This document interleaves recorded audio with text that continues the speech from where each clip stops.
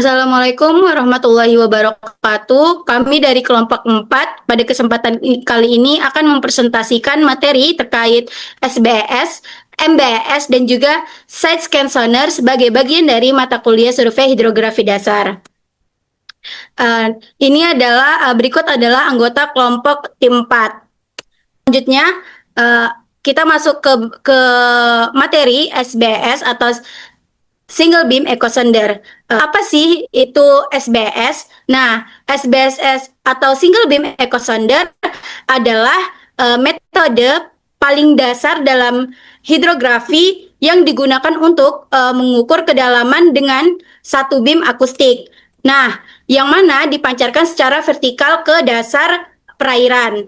Dan juga data kedalamannya itu diperoleh dari waktu tempuh pantulan dan gelombang suara tersebut. Next, Naila. Selanjutnya ada tujuan survei menggunakan SBES, yaitu untuk mendapatkan data kedalaman laut secara akurat menggunakan gelombang akustik. Kemudian data ini digabungin dengan posisi GNSS untuk menghasilkan peta batimetri menggunakan yang menggambarkan bentuk dasar laut. Selanjutnya itu ada komponen utama survei menggunakan SBSS. Yang pertama itu ada GPS atau GNSS receiver yang digunakan untuk memperoleh posisi kapal secara akurat. Kemudian datanya itu dimasukin ke prosesor yang mengolah sinyal dari transducer serta menghubungkannya dengan informasi posisi. Terus ada SPP digunakan untuk mengukur profil kecepatan suara di air agar koreksi kedalaman lebih tepat. Terus ada transducer ini untuk memancarkan dan menerima gelombang akustik untuk menentukan kedalaman. Kemudian semua peralatan ini terpasang pada kapal survei dan hasil datanya diolah menggunakan laptop atau software. Selanjutnya itu akan dipresentasikan oleh Randy. Cara kerja alat Single Beam Echo Sounder. Pertama, SBSS memiliki pemancaran gelombang akustik suara yang disebut transducer yang dapat dikirim ke dasar laut yang sangat fokus secara vertikal ke bawah serta tegak lurus terhadap dasar perairan. 2. SBSS dapat mengukur waktu tempuh total gelombang suara untuk dapat bergerak dari permukaan air ke dasar perairan serta kembali lagi ke penerima. Serta nomor 3, SBSS memiliki kecepatan suara dalam air laut yang merupakan variabel penting dan bervariasi sekitar 1500 mph di air laut tergantung suhu dan tekanannya. Next, output data. Output data yang kita miliki ada 7, yaitu pertama, data kedalaman, 2. Data koordinat posisi, 3. Profil batimetri, 4. Ekogram, 5. Data mentah, 6. Data kedalaman yang telah dikoreksi, dan 7. Peta batimetri sederhana. Next. Kelebihan dan kekurangan dari Single Beam Echo Sounder. Kelebihannya adalah peralatannya sederhana dan mudah digunakan, biaya survei lebih murah, cocok untuk perairan dangkal menengah, dapat mengkonsumsi daya rendah dan perawatan mudah, serta datanya mudah diolah. Kekurangannya adalah cakupan datanya sangat terbatas, resolusi spasial rendah, fitur dasar laut banyak yang terlewat, sensitif terhadap gerakan kapal, dan untuk survei area yang sangat luas itu membutuhkan waktu yang sangat lama. Next akan dilanjutkan oleh Intan. Selanjutnya kita lanjut ke MBS. Nah, MBS ini adalah Multi Beam Echo Sounder. Nah, MBS ini apa sih? Alat hidrografi yang mengukur kedalaman menggunakan banyak beam akustik secara bersamaan. MBS memancarkan gelombang berbentuk kipas ke dasar laut, lalu menerima pantulannya. Dari waktu tempuh gelombang tersebut, sistem dapat menghitung kedalaman dan menghasilkan peta batimetri yang detail dan luas. Next. Di slide ini terdapat tujuan survei MBS. Nah, survei MBS ini dilakukan untuk pemetaan batimetri, penentuan alur pelayaran, monitoring pengerukan, pemetaan habitat dasar laut, serta mendukung pekerjaan konstruksi laut seperti pipa bawah laut dan pelabuhan. Singkatnya, MBS ini tuh digunakan ketika dibutuhkan data kedalaman yang akurat dan cakupan area yang besar. Next.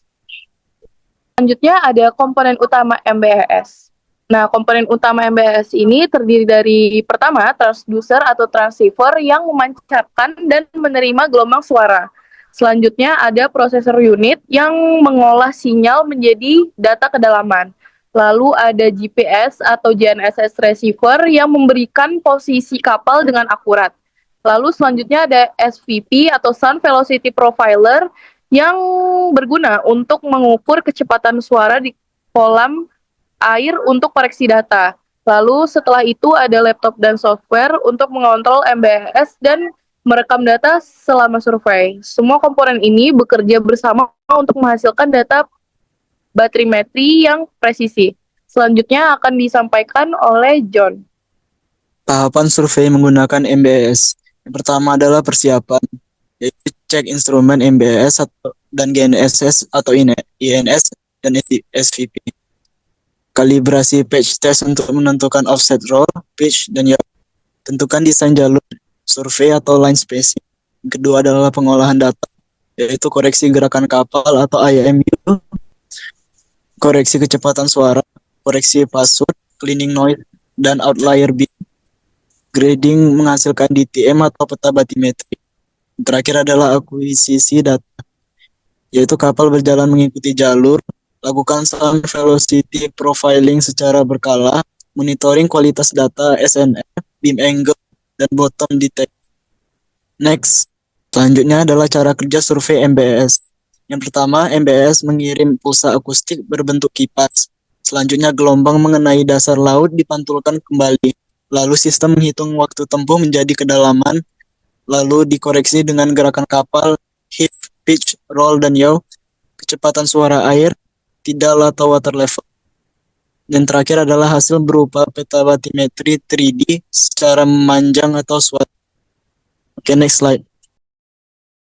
Selanjutnya yaitu adalah contoh output MBES. Yang pertama yaitu peta batrimetri 3D, yang kedua model permukaan dasar laut atau DTM, yang ketiga cross section, profil kedalaman, dan yang keempat visualisasi warna berdasarkan kedalaman. Next. Yang selanjutnya yaitu adalah kelebihan dan kekurangan menggunakan multi-beam echo sounder. Yang pertama yaitu kelebihannya, yaitu mampu memetakan area luas dalam waktu relatif cepat. Hasil batimetri sangat detail dan bersifat 3D, akurasi tinggi dengan cakupan SWOT yang besar, cocok untuk survei pelayaran atau pelabuhan, survei kabel bawah laut, navigasi dan keselamatan, dan pemetaan habitat dasar laut. Dan kekurangannya yaitu biaya alat sangat mahal, membutuhkan operator berpengalaman, pengolahan data lebih kompleks dan memakan waktu, dan sensitif terhadap kondisi laut atau gelombang dan arus.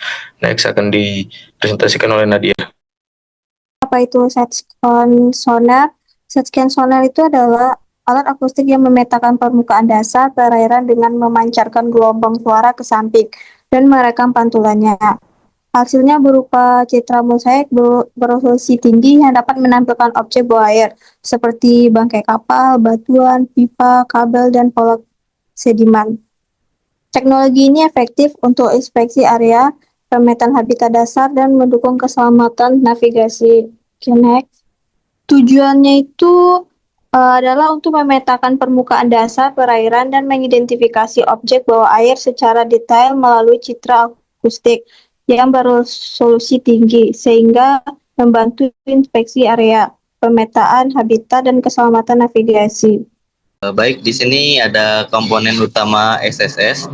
Yang pertama transducer atau TOFIS, lalu ada sonar processor atau control unit, ada base, lalu ada tow cable, lalu ada laptop atau software. Next slide. Lalu berikut cara kerja survei SSS. Yang pertama, pemancaran gelombang. TOFIS memancarkan gelombang akustik ke sisi kiri dan kanan saat ditarik oleh kapal.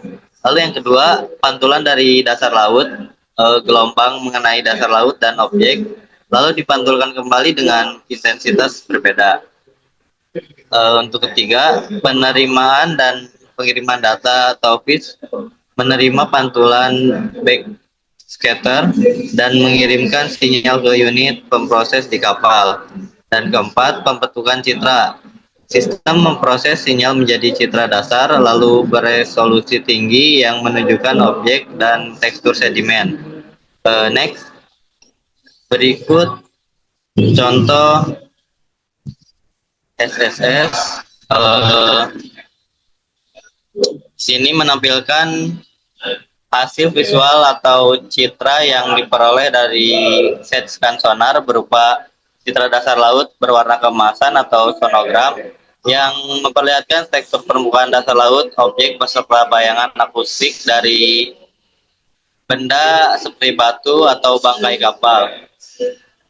Next. Selanjutnya itu adalah kelebihan dan kekurangan set scan sonar, di mana pertama kelebihannya itu adalah scan sonar memberikan gambar yang jelas kondisi dasar laut dan yang bukan hanya kedalamannya saja, yang mana set scan sonar ini menunjukkan angka kedalamannya, bukan cuman menunjukkan angka kedalamannya saja, akan tapi memberikan citra visual dasar perairan tersebut. Nah, di mana kita nih bisa melihat tekstur sedimen, pola dasar laut, juga sampai bentuk objeknya. Selanjutnya itu adalah kelebihannya itu baik untuk mendeteksi objek di dasar laut, di mana alat set scan sonar ini mampu mendeteksi objek kayak contohnya itu kapal atau batu yang besar, pipa, kabel, terus atau benda asing atau benda-benda yang ada di dasar laut gitu. Nah, selanjutnya itu adalah set scan sonar ini mampu mencangkup areanya tuh yang luas gitu, di mana set scan sonar bekerja untuk memancarkan gelombang ke arah samping kiri dan kanan secara lebar. Jadi dia meluas gitu area cakupannya. Selanjutnya itu adalah set scan sonar itu akurasi visualnya itu tinggi, di mana citra yang dihasilkan dari set scan sonar ini biasanya itu tajam, detail, dan juga variasi intensitasnya pantulan suaranya itu akan menghasilkan perbedaan warna pada citranya. Oke, selanjutnya itu kekurangan set scan sonar, di mana kekurangannya itu adalah set scan sonar ini tidak menghasilkan kedalaman harus digabungkan dengan SBES dan MBS. Jadi dia tuh harus ada gabungan SBES sama MBS set scan sonar ini. Nah, selanjutnya itu kecepatan kapalnya itu harus stabil gitu. Jadi dia nggak boleh kecepatannya itu nggak boleh cepat banget, nggak boleh lambat banget. Jadi harus stabil gitu. Selanjutnya itu kekurangannya adalah set scan sonar ini butuh operator yang berpengalaman, di mana interpretasi citra set scan sonar ini tuh nggak selalu mudah gitu. Yang mana polanya itu gelap terang yang sonarnya itu harus dibaca dengan benar gitu. Jadi nggak boleh sembarangan, kayak nggak boleh, harus ada pengalaman gitu orangnya. Operatornya itu harus berpengalaman gitu.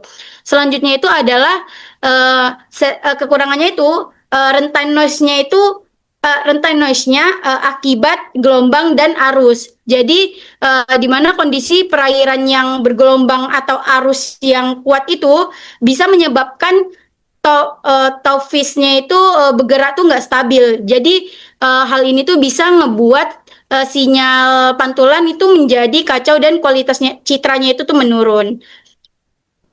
Oke, mungkin cukup sekian presentasi dari kelompok 4. Mohon maaf apabila ada kekurangan dan khilaf. Saya akhiri. Wassalamualaikum warahmatullahi wabarakatuh.